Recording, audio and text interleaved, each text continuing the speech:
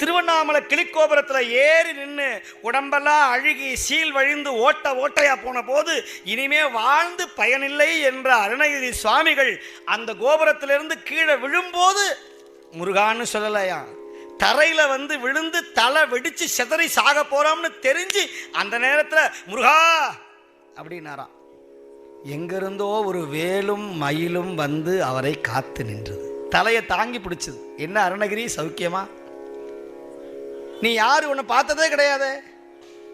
நான் தான் பன்னிரு கரத்தன், ஆறுமா முகத்தன், பச்சை மயில் வாகனன், பன்னிரு தோழன், என்னை அறியவில்லையா அப்பனேன்னு கேட்டார். அப்பனை பாடும் வாயால் ஆண்டி சுப்பனை பாடுவேனோ என்று கேட்ட பொய்யாமொழிக்கு முட்டையை பாடிய வாயால் கோழியை பாட மாட்டேன்னு சொன்னியே, குஞ்ச பாட மாட்டேன்னு சொன்னியே, இப்போ முட்டையை பாடுறியடா முட்டா பயலேன்னு கேட்டவன் நான்.